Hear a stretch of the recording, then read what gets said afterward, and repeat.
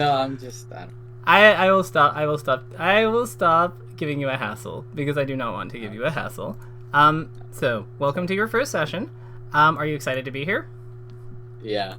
Hell yeah, that's what I'm talking about. So let's. I see you've sent me some matches, and we're gonna start. That's where we're gonna start. So, well, more specifically, where we're gonna start is why these. What are you hoping to get out of like looking at these matches together? Because I see you've got one with Olive. I see you've got one with Pup915. I don't know who that is, but I do see that like we've got Falcon, Fox, and Sheik here, which are the ones that matchups that you said you wanted to look at. Does it make sense to start with Sheik, or because I know that she's a pain point? Yeah, that works. Okay, well, why don't you tell me what you had in mind, and we'll take like, or what you like. What are your priorities here? Like, what are you trying? Like, what are we looking for in these matches? A lot of positioning things and like stuff that I do when I'm like really close to the opponent, like scrapping or like just in general when I'm closer to them. Gotcha. So I'll summarize. What we're looking to do is it's close quarters that we're like really concerned about. It's not so much like mid-range, like when we have like mid-range, I would say with Falco is about like, it's like a little, it's around, it's like if you dash short hop like for full distance and fast fall, you'll arrive roughly next to the opponent. Like that's kind of like a good middle distance because we can laser at that distance. We can establish control of the game. It's a very common spacing, and it's kind of loose because like sometimes we're a little further, sometimes we want to be a little closer, but it's about that amount. So it's when we're like closer than that, that's when we run into problems. Okay. Yeah. Perfect. So already I can see something happening here. So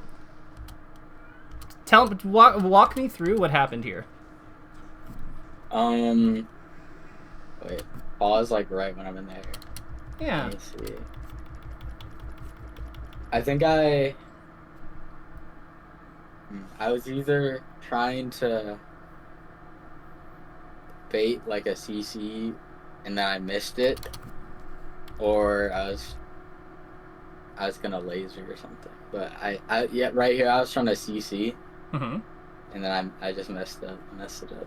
You didn't mess it up. She's doing something that is not going to be very CCable. She's up tilting you. Do you know how you can't CC up tilt? I mean, you can, but like, look at how like. So here's the thing: Sheik's up tilt has very, very, very little end lag on it. So do you know anything about frame data? Yeah, I know a decent enough. So how much with how much end lag, like i.e. how inactionable is Sheik, or how many frames does Sheik have to wait after hitting you with that up tilt before she can move again? Do you know? Honestly, no. I don't know a lot of Sheik. Well, you're going to learn. So like this is about when she hits you, right? Yeah. Like maybe like probably this frame because it's like this, not this one, but like this one. Okay, cool. So that would be frame 22. So 1, 2, 3, 4.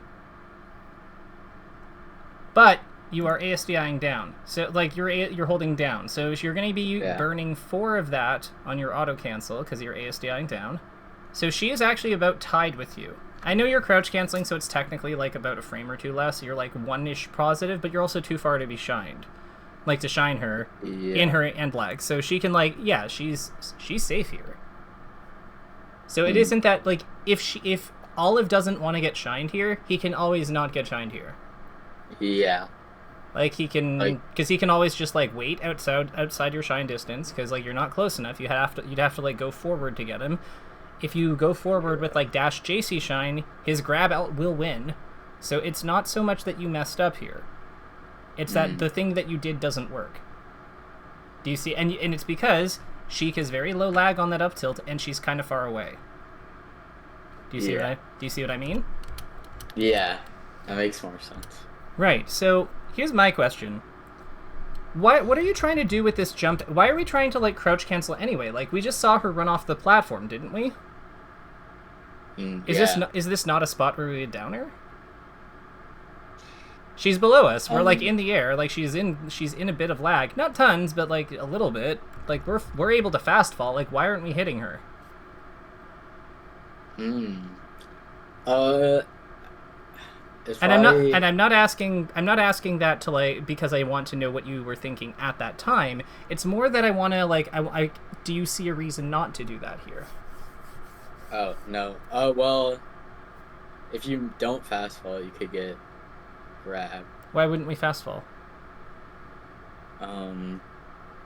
Because it's a weird timing. Okay, but like that's an argument for practicing. That's not an argument for not doing it. Yeah. So yeah, if you. So, I'm gonna help you out here. So you said that it's awkward. You don't want to like fast fall. Like you said, fast falling is awkward here because why is it fast falling awkward here in your opinion? Why is it a weird timing? If they shield, then like if you hit it too high on their shield, then you'll get grabbed. You keep saying will get grabbed, but you keep saying will. You can get grabbed. I would say you never get grabbed here for fast falling dare. Yeah. No. Don't just say yeah. Like, why do you think that you get grabbed for like, why do you think you get grabbed for daring here?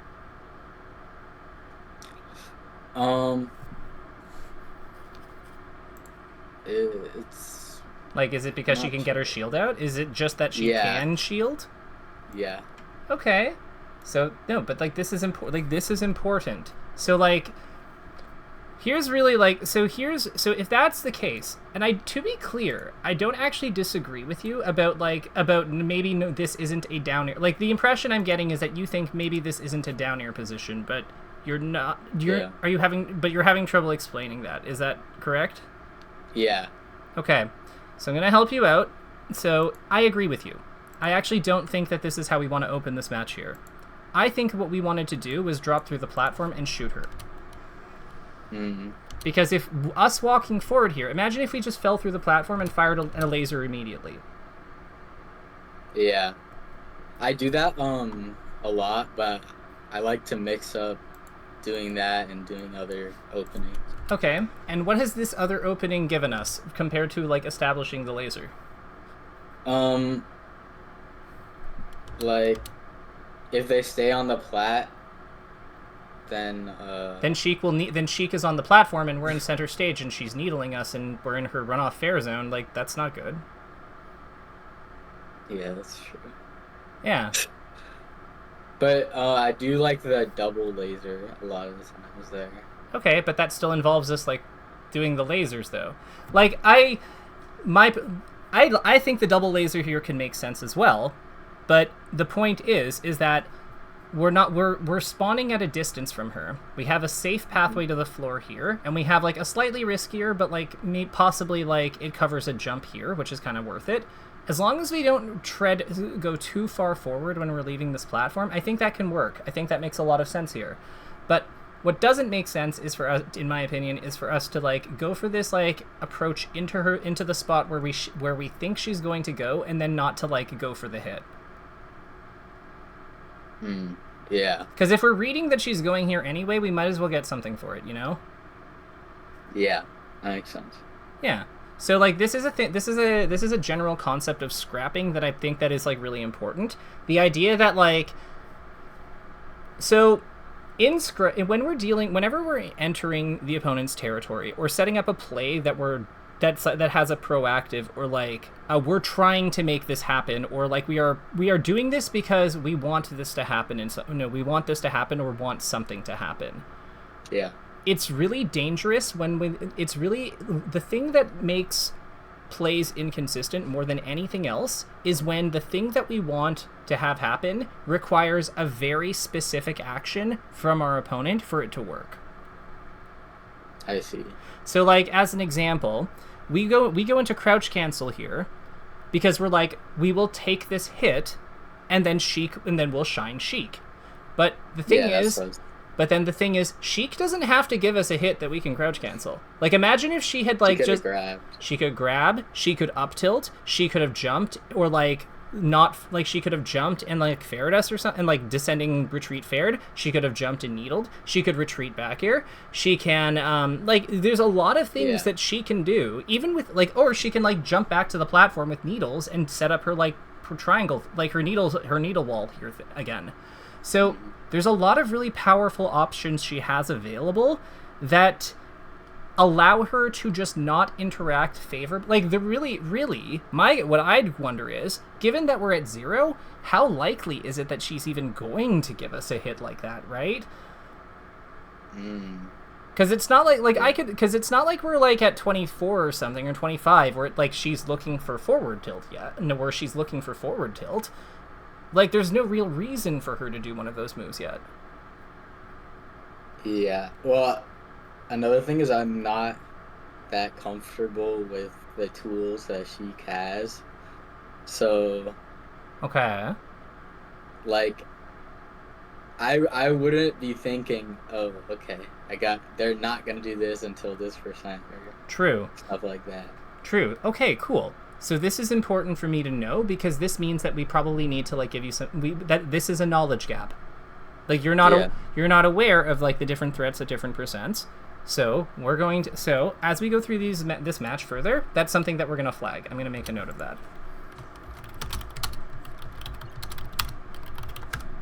Okay, so at 0, let's start with the basics. At 0, we have gone from 0 to 25. From 0 to 25, what do you think we have to be worried about? From 0 to 24, what do you think we have to be worried about? If you had to take a guess. Well, I know F tilt is, well, I know like after like 25 or like 26, F tilt knocks down. So from 0 to 20, it is correct. So you're correct. Like, it is at 25% versus Falco, I believe, that F tilt knocks you over. Assuming full power F tilt. So like the F tilt has to put you to 31 basically.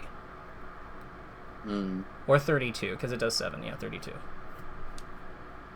So below that, from 0 to 24, what are the moves that you need to be looking out for? Grab. Absolutely. What else? Does dash attack knockdown? Hell no, not yet. Absolutely not.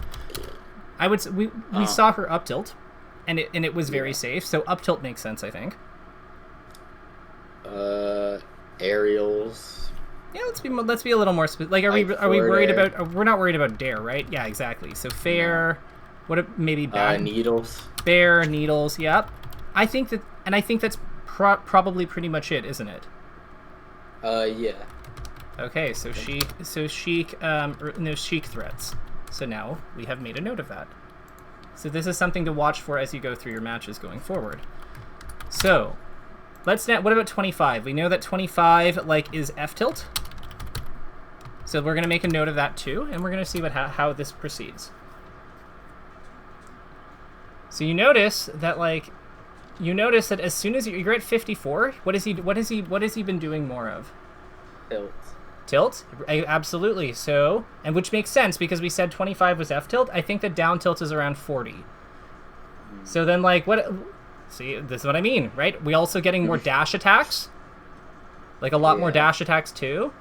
So the way Sheik works as a character basically is that she has a really weak early game, but as she builds damage on her opponent into like the 20s and 30s and 40s, a lot of her kit really starts to come alive. So she's kind of like a snowball in a way. She starts slow, but then so she starts behind usually in most of her matches, but then like her end game and mid game are crazy good. Like her checkmates are probably the best in the game, and her mid game conversions are like super high quality. So her challenge is like, how do I get through my early game as effectively as possible, so then I can do the good stuff. That's like that's her whole design as a character. And like there's different ways that you can go about doing that. Like the big one that's emerged in this metagame is just RTC people. Just chain grab and or RTC people into like into a mid game position and then just go off. But that's really difficult. So other times you'll have people who space aerials, you'll have like this. You see what I mean? Yeah. Is she making a little bit more sense? Because I know that it does sounds like you don't have as much of a foundation. Okay, good.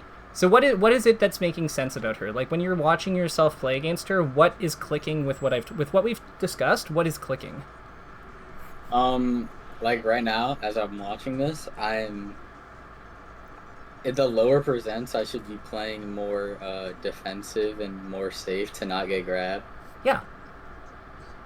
And And look what you did there. Like you protected your space with the up tilt. Granted, he missed the tech chase, but like he was going for that grab, which is a relatively risky tool compared to her tilts and stuff, because he has to. If he wants to build damage, that's what he has to do. And then like right around here, I should be watching for tilts. Tilts, I would say that like I would tilt, and like the thing is, with you playing in the air in those spots, you're noticing you're winning a lot of these exchanges because he wants to tilt, but you're not giving it to him. Cool, huh? Yeah.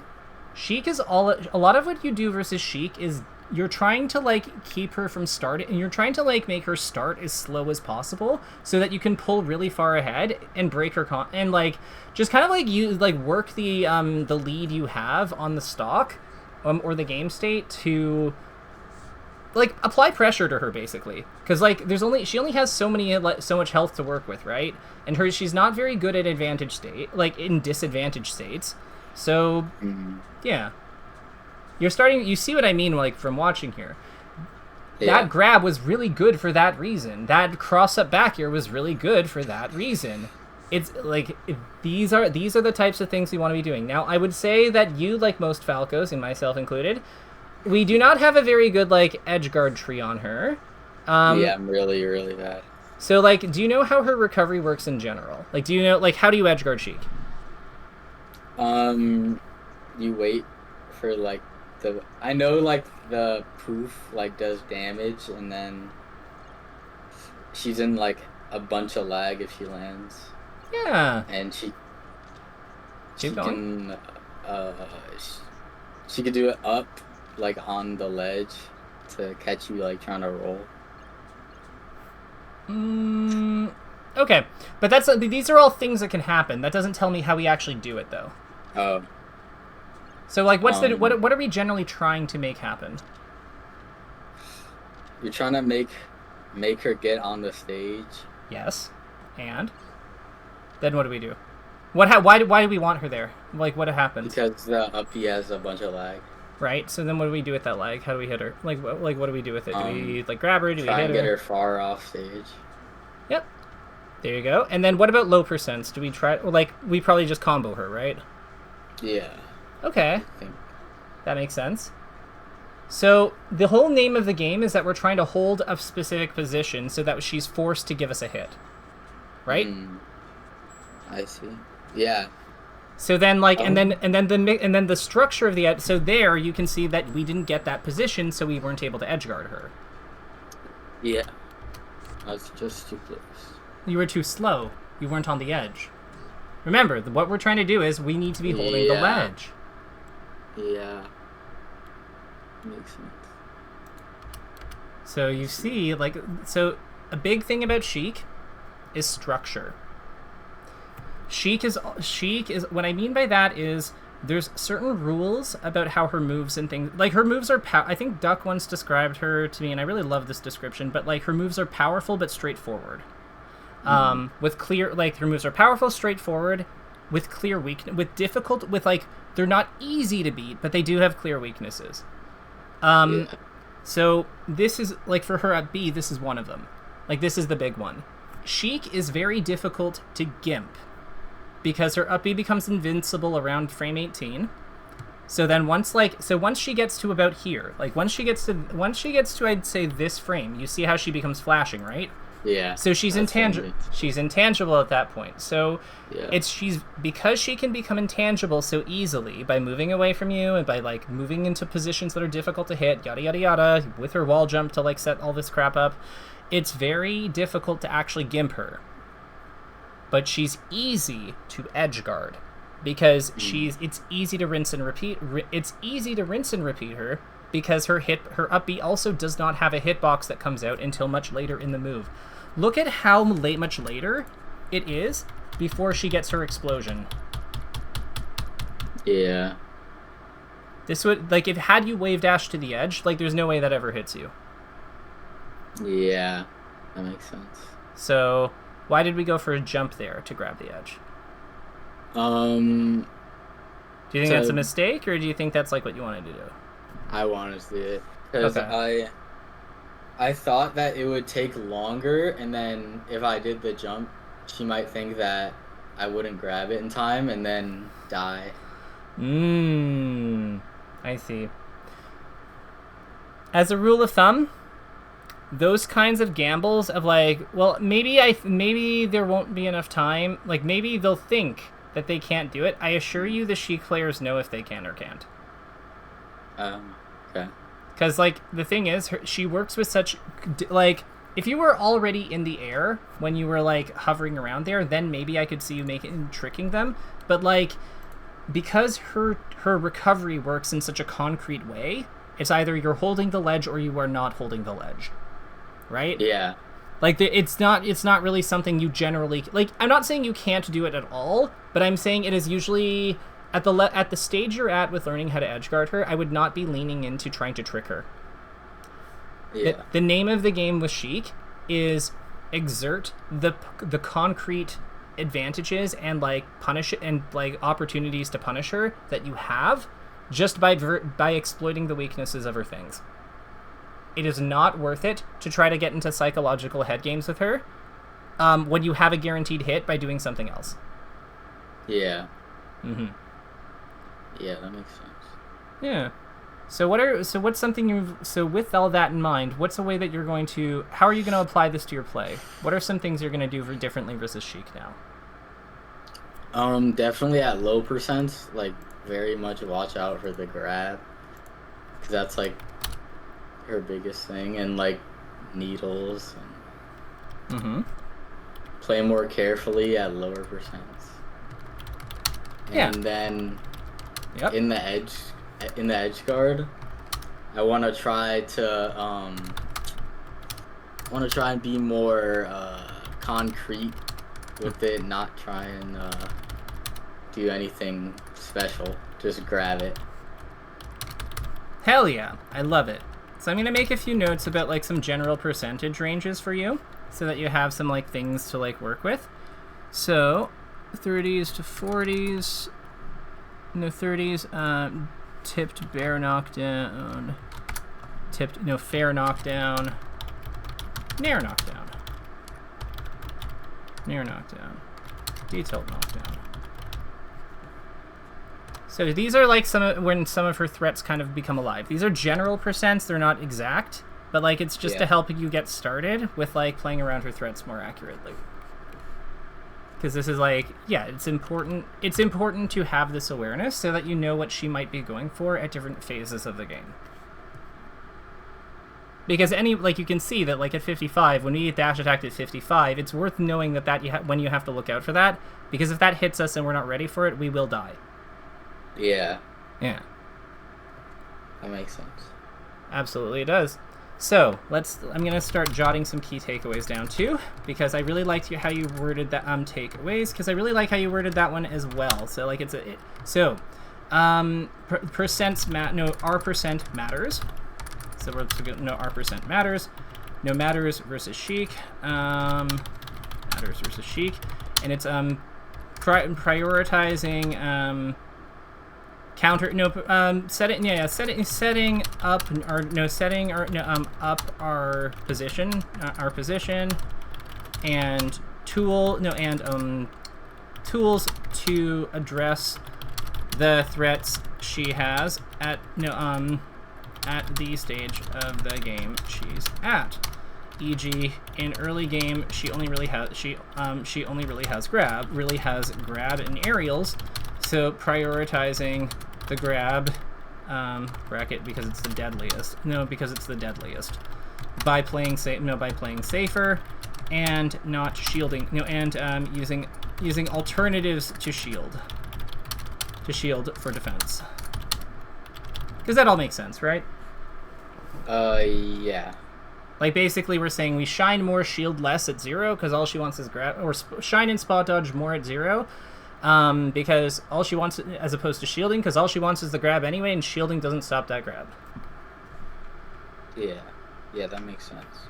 Yeah. So, the other big thing I want to kind of go over with you is I get the feeling you don't think your down air is very good. From watching I that. love Nair. Hmm? I like Nairing more than down air. Why? Because it's safer if they shield. And, just, Okay. I don't know. So, like, let me ask you. Let's say Sheik shields here.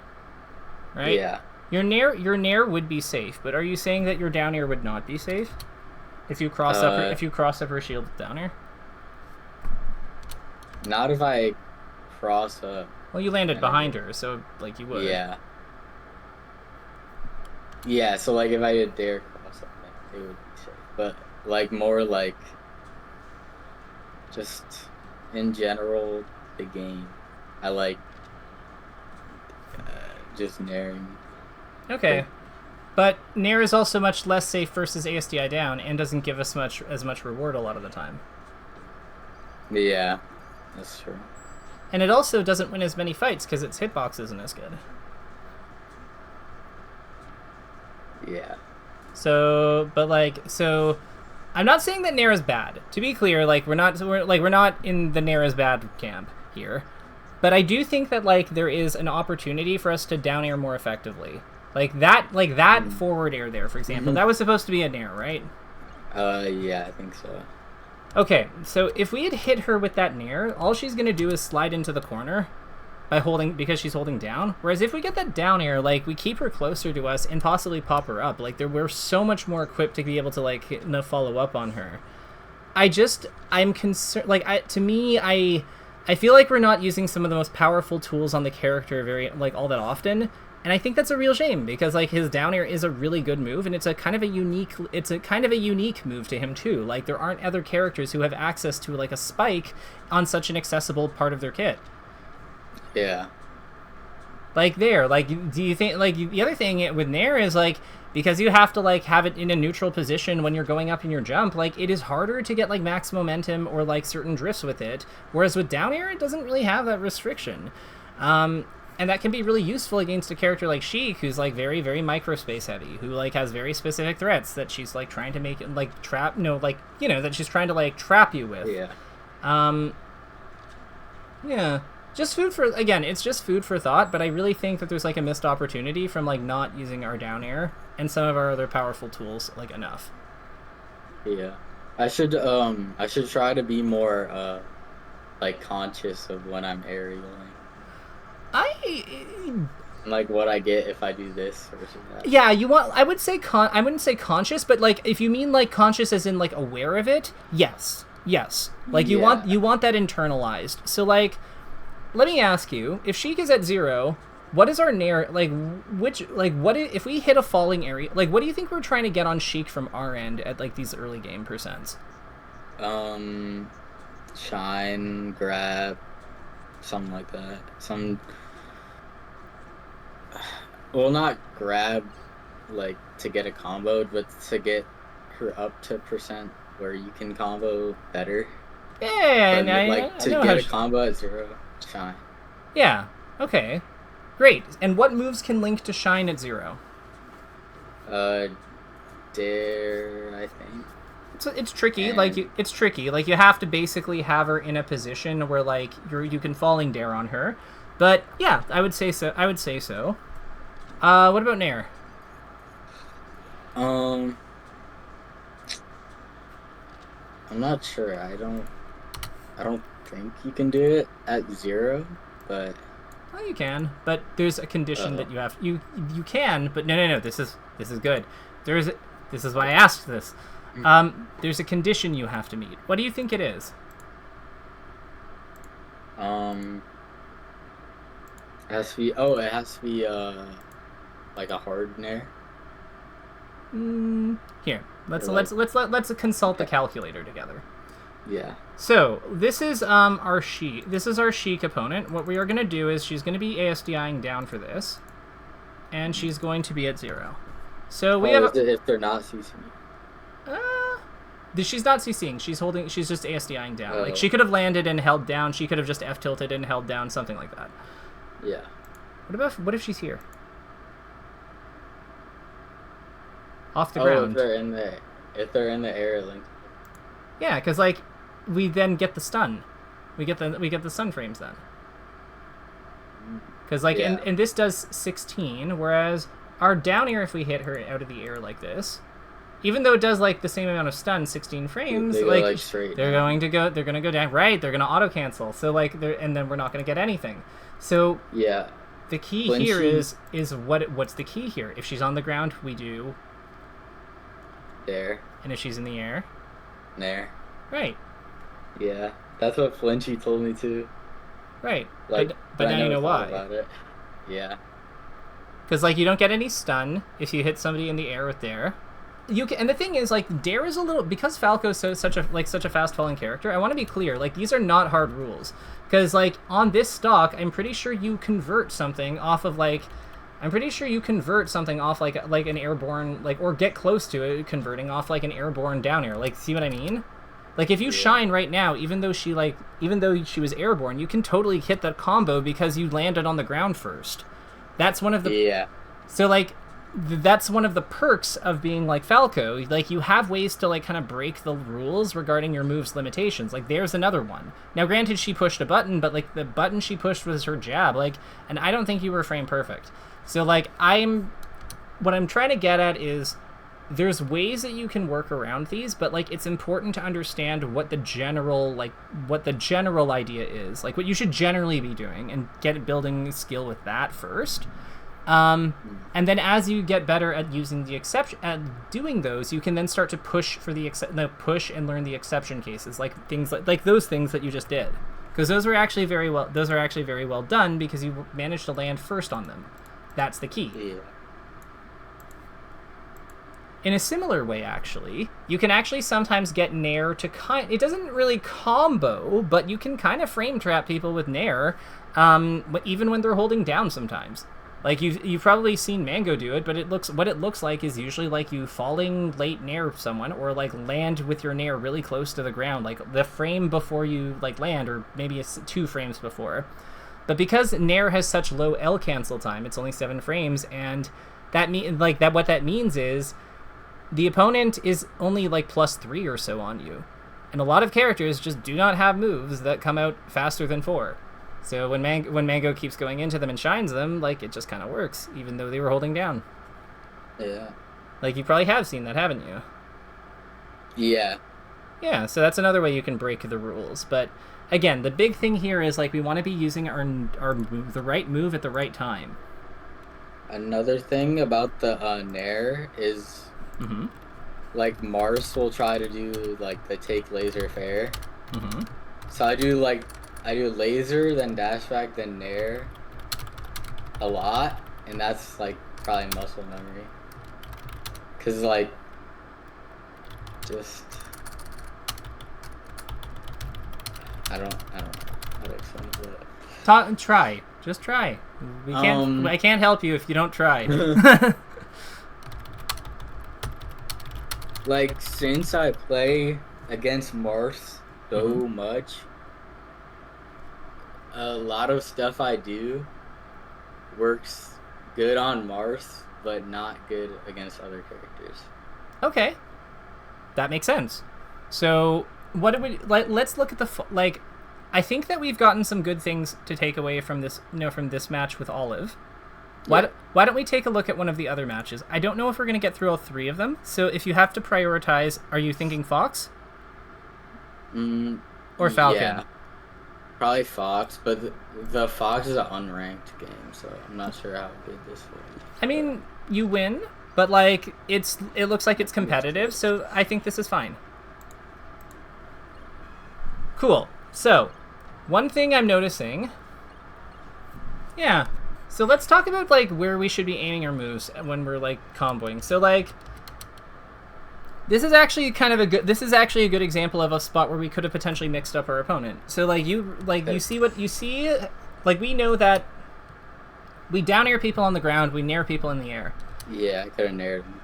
Well, and the reason I'm thinking this might make sense is because you just put him on, like you just used your down air to put him on the ground, right? or like used his down air to put him on the ground, and then because he jumped up, and then he tried jumping up again. We've already kind of seen that this guy likes to jump like granted this is early, so, but like, you know, he's definitely been jumping. Like he's been, like, I'm pretty sure he's like, he led like full hops there. Okay, so it was actually a grab, but like he likes to go in the air. So I think that we could have like, yeah. And it looks like you actually never mind. It looks like you kind of pick up on that there. So this is good. I struggle a lot against foxes who full hop a lot. Yeah, it's tricky. So what do you think happens? Like when they full hop? Yeah, like what is it about it that like makes you? What is it about it that them doing that's like difficult? Like I know it's full hop is good, but like what are your? It's because he has so much options, and also like if he's super close to me, then he could just do like whatever he wants. I feel like. Yeah. And it's so fast, and he can. It's hard to call it out because I know you're supposed to like full hop. Or I mean that is a thing you can do. Yeah. I get the impression that you're feeling a little lost versus this. Do you want to take a look and see what a pro does to try to address that? Yeah. Okay, so I'm gonna minimize this and we're gonna refer to the goat. We're gonna let the goat take over. So let's see here. This is Cody Mango. Let's see here. What would be a good stage for full hopping? Pokemon Stadium seems like a good stage for full hopping.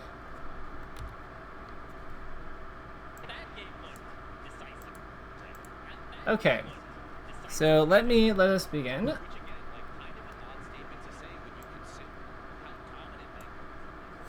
Okay, so I think that you and I can safely say that like Cody is definitely gonna full hop here. Cody likes the full hop, so what do you notice about how Mango is positioning? And like what thinks he's going, like how is he dealing with the full hop? Talk to me with what you notice as it comes. Okay. So far, like he goes around where he can land from the full hop. Yeah. Why would we stay underneath his Fox's like full hop zone? That seems like really dangerous.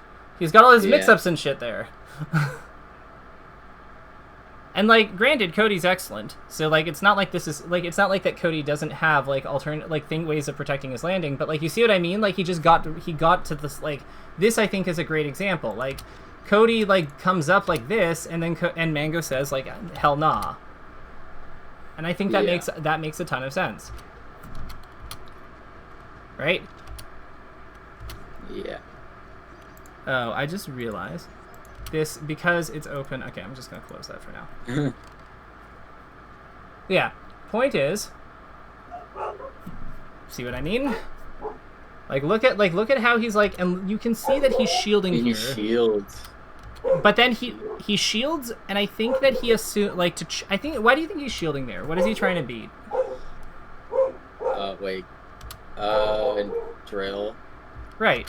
Because what percentage is he at? 2.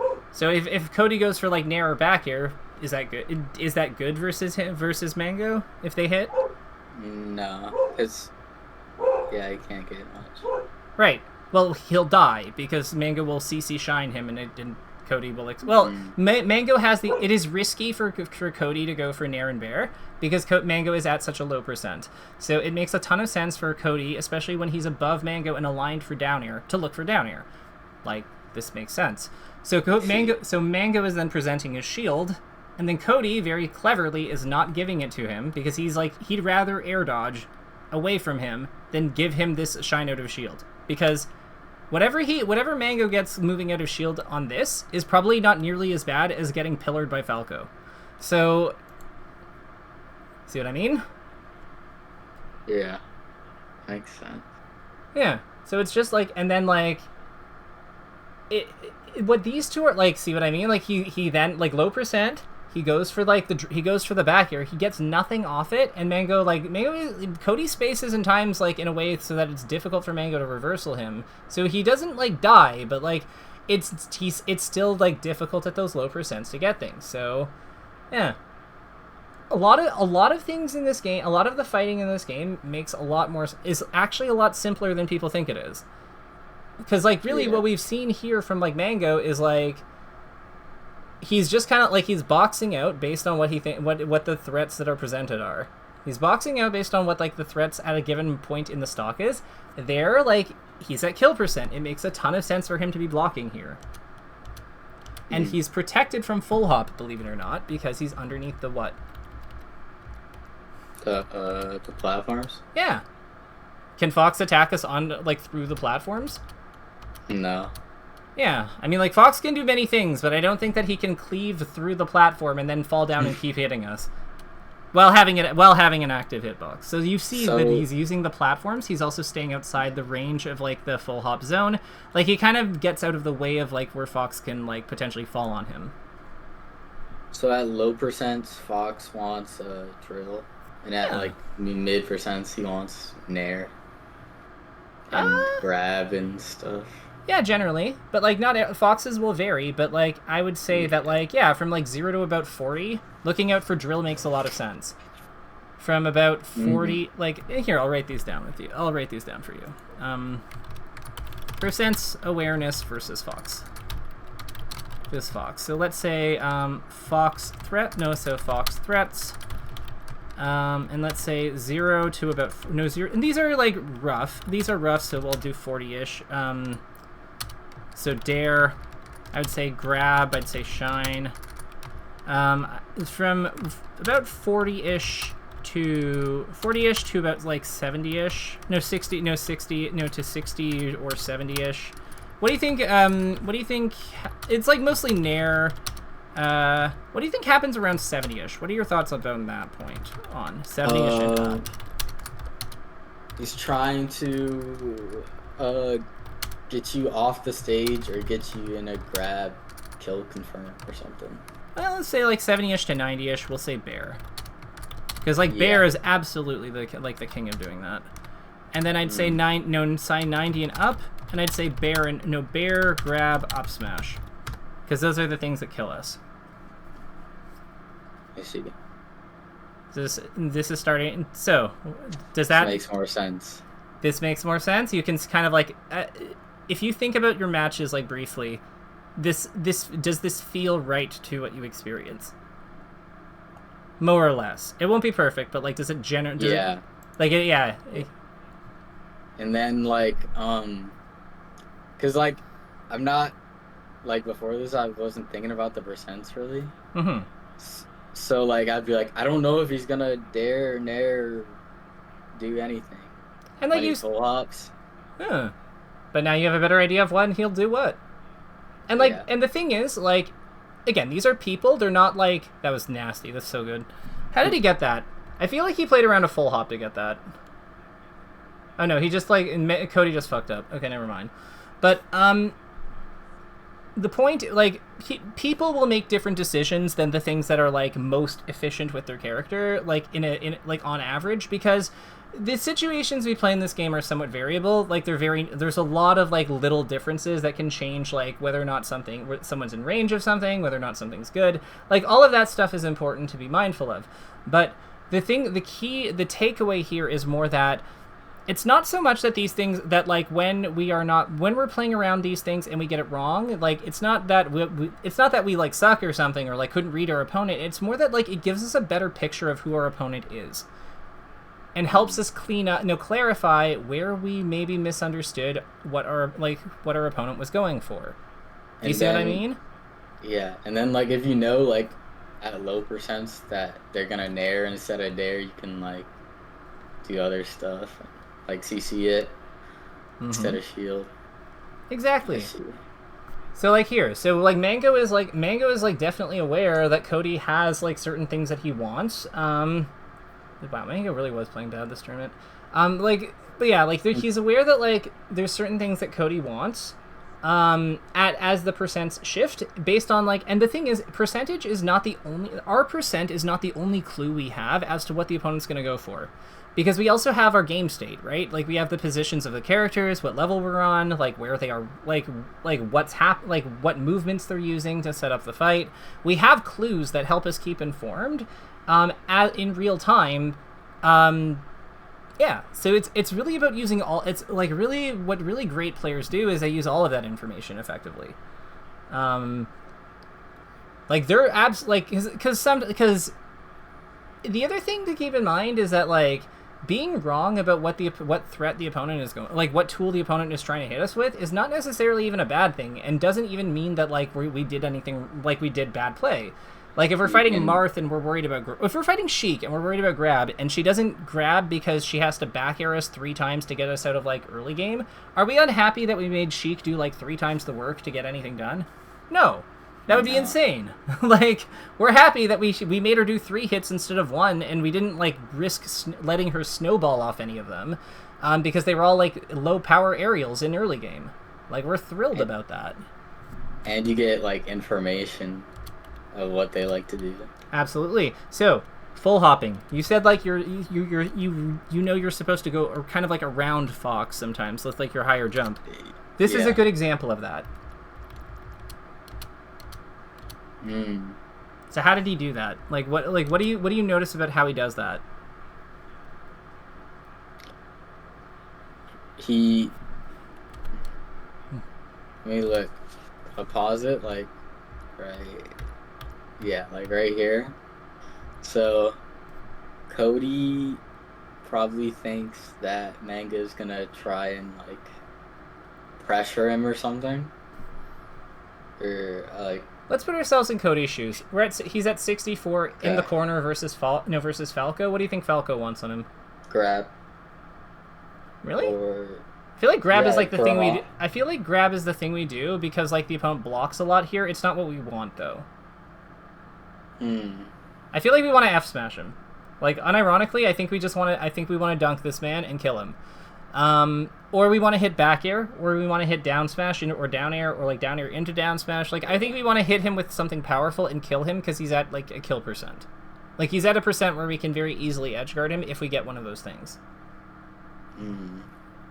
Yeah. So then what does Cody? What does Mango do, and what does Cody do?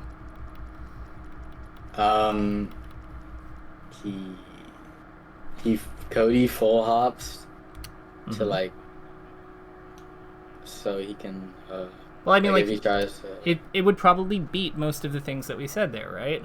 Yeah. And then Mango, like, knows he's gonna do that, and down airs. Does he know it, or does he think he might? Or he has a educated guess. Absolutely. I want to point out something about Mango's drift. So Mango is not going full forward here. He's holding back with it, right? A little bit, yeah. Like he kind of like I think he's letting go of the stick actually, but like same effect. It's the same effect, but just like a slightly less like it's a less severe version of it. Basically, what he's doing is like he's spacing. Like you can see what I mean, right? Like he kind of like he dashes forward and jumps in and double and jumps forward, but then double jumps in place, so that he has the choice of whether he can drift forward or back very easily. Do you see what I mean? Yeah. So then, like, this is, I think, what makes this play, because I've done this play before, but not this well. The reason my Mango's play version is so good, and it, you know, is like GOAT level, it's because he leaves himself room to adjust based on what Cody actually does. Because if Cody stays in shield, he doesn't want to initiate pressure with that down air. Because it's going to be a high weak hit down air on Fox on the best shine out of shield in the game, on the player with the best shine out of shield in the business. Like that's suicide. That's like that's completely ridiculous.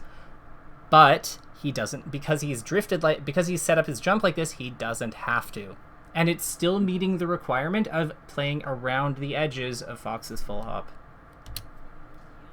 I see. And on that note, yeah, that makes a lot of sense. On that note, the laser is really important here because it means that Cody can't dash jump. Because one of the ways that you would stop a jump in place like that is by like dash dancing below Mango, or potentially like just going up even faster with like getting to the space he's trying to go to first with Fox's incredible speed. But the laser, putting him in shield, does not allow him to do that. Yeah, because his only options are like jump or roll or wave dash or shield. Right. Exactly. Mm-hmm. There you go. So he's like. He's like goading him into doing what he wants. Containment field, and then baits him, and gets a kill for it. So I think that should be. I think that idea of like, and look at how he then like gets out of the corner next, right? Because he's basically like Falco's full hop, Falco's jump, double jump like that. It goes above Fox's full hop, so he is again he's once more kind of like. I know Cody doesn't bite, and Cody doesn't actually go for a full hop thing there, but he is still like playing around that zone. Yeah, I see. Makes a lot of sense. The one I don't know why nobody like bothered analyzing Mango's matches until like 2 or 3 years ago. Like his stuff's really good. Like it's I don't get it. But yeah, everyone says like he does stuff that doesn't work on normal people or whatever. People are stupid. Oh wait, sorry. Doesn't work on normal people? What the hell does that mean? Like, doesn't he make it out of pools? He's working then? Like, yeah. Everyone says he just does Mango things. I don't know how Mango like if Mango like secretly just like came up with Mango things as like as a way to protect his IP. As like a way to like discourage people from like extracting the very concretely good things he does. Well, honestly, like 10 out of 10. That's some Armada level. Like that's some Armada level like psychological warfare. Because like that's intense. Like that's intense. Yeah. but you can. So if we had to word this into if we had to word the things that we're learning about the Fox matchup into some takeaways, into a takeaway or two, what would be some of those things? We don't need to like list like the percents things because we already have that. But like, what are some of the other things that you've learned? In Shield, Fox is very limited in what he can do. In what way? And like he can't use his speed because he can't dash. So he's slow when he's in the shield. Okay, so I'm gonna say Fox in Shield is good actually, because and then for the expansion because he cannot dash, and use his speed / maneuverability effectively. Right. Yeah. E.g., allowing Falco a lot of freedom with how he sets himself up for offense, defense, and interceptions. Does that sound right? You'll know what that means? Yeah. Yeah. All right. And we should probably address the full hop though, because like that's why we came here. So anti full hop. So what are some things that Mango has like? What are the 2 big things Mango has been doing here? Instant double jump. Instant double jump to go to do what? It allows him to like be safe. Like he has the Don't say you can't just be safe. It's because you're safe because of something. He can see what Cody's gonna do before he can hit him. That's because of the containment on the laser.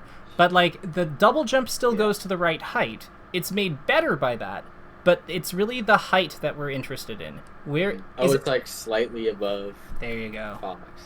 Instant double jumps, and to space his himself slightly above and around Fox's full hop zone. And when he can't do that, what else has he been doing? What has he been doing with the platforms? He likes to stay under the flats. To protect and limit what? Full hop. aerial falling aerials. Yes, I love that. So here's what I got. Actually, I'll just post them. I'll let you read them. Take a look at them. They're in the key takeaways, and let me know if these all make sense to you about Fox. Fox shield's good. You can't. Yeah. And then space. Yeah. And then that makes sense. And also another thing he's been doing is when he can't do either of those things, he'll stay like at a distance where Fox can't drift to him with a full hop. Yes. Like keeping mango cell yeah, we don't need staying at a distance where Fox needs to lean full forward with his full hop to reach Falco, allowing Falco to react and move out of the way of Fox, Fox's aerial. So it's like, it's really, so, and I think that there's one big theme that we're noticing, like, it's like general pointer versus Fox here. The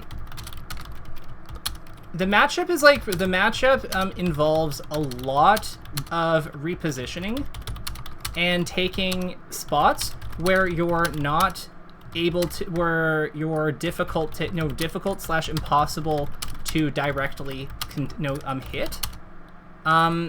Bracket, because Falco and this is key. This is critical because Falco quickly folds in scraps. In scraps versus Fox. You don't want to scrap versus Fox in general. Like, you're probably like, if we can actually, I don't have anyone at 5. Do you have 5 extra minutes? Yeah, I have any time you need. I want to show you something, because like we've been Mango Jmook, because we've been watching this here, and I want you to like compare how much more willing to scrap with Jmook Mango is compared to Cody. So let's go to this. Let's start from the beginning, and I want you to tell me what you think. All right. Granted, this was Pat's house, so it was early. It was like around like April last year, I think. So it's like not the most like recent set of them, but like I don't think a whole lot has changed. Real talk, between their fight dynamics. Like, they've obviously improved and refined things here and there, but like I think that the actual dynamic is still pretty similar. But yeah, like all in all, yeah. Like, you probably have noticed that like Mango's way more willing to stay in fights here. Yeah, I stand more on top of him. Right. But he doesn't, like, when Cody gets into like an even-ish or power position, like Mango backs right the fuck off there. And it's because, and why do you think that is? Because Fox is so much more strong in the scrap. And like in the close range. Right. And what about Sheik? Because like Sheik is no slouch when it comes to scraps, but like neither is Falco, is he? Yeah. But like the thing with Falco is Falco does get overwhelmed by certain characters, like specifically the ones that are even more efficient than him and deadlier than him up close. And usually, like, they need to have both in order for him to be really concerned, because, like, Sheik is deadlier than him, but not as efficient as him. And then, like, Fox, and, like, Peach is, like, but, like, Peach and Fox, I think, are not only more efficient than him, but also deadlier than him. So he just kind of has to, like, back off against them a lot more. That's, because it makes so much sense against Peach, because you're like, why would I stay near Peach? I'll just get, like, down smashed or grabbed or dash attacked. Yeah, and then, like, Fox, like, oh, like, I mean, it's up, smash, nair, and, like, drill, but, like, those all still kill you. Or can kill you, like... That makes sense when you put it, like, in a comparison. Yeah. Fox is more efficient because his jump is quicker, and he has insane jump, and like, his jump stats are just insane. Peach is broken in scraps because of her tools, because of the strength of her tools, and how none of them have and because she has, like, the super double jump cancel that doesn't have to actually double jump. Yeah. with the float. But like, yeah, Sheik and Marth, the others, like, they don't really have to do, like, they're still subject to like pretty standard rules of the game, which means that like Falco's powerful offensive stuff, like there's a lot of merit to it. Like once you're close to them. I think that one thing you're going to notice is that Mango like really tries to get close to Jmook before he actually like goes for his play in a way that he doesn't versus like Cody. Versus Cody, he's much more willing to like aerial Cody's pathways as he's like coming in on him. But like with Jmook here, you're probably noticing that Mango like like he gets a spot established with the laser that's close enough to work from, and then he kind of like baits with his dash dance or goes for the aerial or like wave dash, like, or maybe he wave dashes to establish that position. But either way, he kind of like gets close and then acts. Whereas with Cody, a lot of times it's like he's forcing Cody to come into his space. He wants to like he wants to like have something out before Cody can get something out. Yeah, whereas with whereas here he's like, it's just move close, decide then. Like, find a way to get in close, look at what he's doing as you're moving in, and then, like, decide of, like, what you're doing once you get there. But, like, the play actually happens from a pretty close position, like that. You see what I mean? Yeah. And I'm not saying that that never happens versus Cody, but I am saying that, like, the way that he sets it up is very different. Because he doesn't want to risk competing his offense versus Fox's if he doesn't have to. Yeah, because Fox will win most of the time. I mean, even if he only wins like half the time, like who dies? Like, well, actually no, because Mango's really good at the punish. Mango's insane at the punish game, but like it's much riskier. It is not nearly as certain how that is going to go because you're coin flipping at that point. You're just like saying like, okay, let's just let's play Rochambeau with mix-ups with the two most fragile characters, and we'll see what happens. That's a terrible way to win. Like, that is such a bad plan. Yeah. Yeah. I think a lot of this stuff makes no sense. Really? Yeah. Worth the $40? Yeah. Quote unquote. Well, like 40. But okay. So with this in mind, I'm gonna say this is time because we've gone a little bit over, but not too much. But yeah, we good. So I want you to. So I know that scrapping is like very difficult in general. But I think that by being more aware of what your opponent wants, you will kind of naturally start to like pick things in these close quarter situations that are good versus the things they might do, and aren't just like kind of like flailing around with back air or whatever. Like, the things that we do that like when we're not sure what to do. Like, I don't want to make it sound like, because everyone who's learning this game has those behaviors. Hell, even people who've been playing forever still have them. But it's just more about, now that we're aware that these are kind of the things that we do when we're not certain, now we can kind of like engage, we can pick things and decide on play. We can pick things and look for options that better suit the actual threat we're facing, as opposed to the threat that we're like not sure is, so we're just picking something that generally like kind of covers a lot of stuff. Yeah. With that in mind, how do you think this went? Do you have any feedback for me about like, or was this like open-endedly? How did you find this? I think this will help a lot because I see like something Fox does, like if a Fox full hops, like I'm just like, I don't even know what to do. Like, how am I gonna know what they're gonna do? And if I know the percents of what Fox wants to do, like even if they don't do that option, like if they do like a nair instead of dare, like I know it's a bigger chance that they're probably gonna down air me. And like, if they keep doing things that are not the most efficient things to, like, the reason that we're thinking that they're gonna dare if we're at like 12 is because nair is much riskier. So if we expect dare and they nair and they graze and they win that exchange, cool. You know what? Sometimes you get mixed up. But if they keep doing that, then that is a way that we can understand what this opponent is looking for, and then we can like potentially get them for it, right? Because, like, then, you know, a set is 3 games. A set is at least, like, 2 games. So maybe they get us in the first game. But, like, we have an opportunity to, like, use the things we learn about who they are as a player and, like, you know, overcome that. Because ultimately, like, this is a fighting game. It is us versus... It's 2 humans fighting. And no human... Like, humans don't play like robots. They do not play like Philip.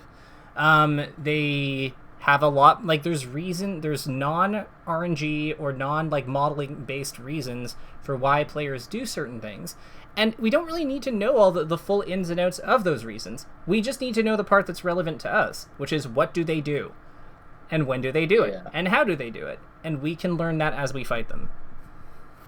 I see. One last thing I really hope you take from this, because I know that I really like your observation, how you're leaning into the PvP elements, but I also really lean into the spatial stuff, like the more consistent stuff. Like, the anti-full hop 1, I think that's a really key idea. I think anti-full hop, like all of the anti-full hop stuff, I think is really, really critical, because it helps stabilize your positions so that you're not taking risks into plays that you don't have to. Because all of those things are basically saying, like, this is how you avoid having to directly fight this thing. Or this is how, like, if you are directly fighting this, here's how you can, like, kind of, like, tilt it in your favor. So it doesn't really matter, like, what he's going for with his full hop, much. Like, he has to basically, if he's not hard reading you with up air, then, like, 1 basically allows you to beat, assuming you do 1 correctly, like, and you get the right alignment, it doesn't really matter what he's doing. Same thing with 3, same thing with 2. Like, there's no way for Fox, for all his superpowers, to overcome the rules of how things fall through platforms. So yeah. So I really hope that, like, I really hope that, and the bit about, like, just using your down air a little bit more in general, especially versus grounded opponents, because down air's hitbox is crazy. Yes. Have you ever seen how disjointed it is? Yeah. It's, like, huge. But have you ever seen it in, like, with drift and stuff applied? Because it gets even crazier. No. I've only seen it, like... Alright. This will be the very last thing we do. This will be the very last thing we do, but this is fun. Hey, my characters.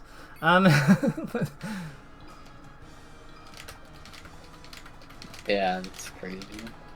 Like, you see when he's falling too, it, like, gets even wilder. Yeah, it's, like, under the ground and, like...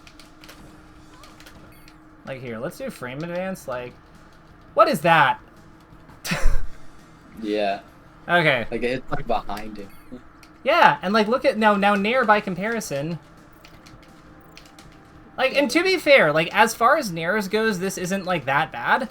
But, like, his really powerful hitboxes are clearly his Nair... Like, they're clearly, like, his up tilt, his up air, his bair, his back air. Like, you know what I mean? Like, his dare, his back air.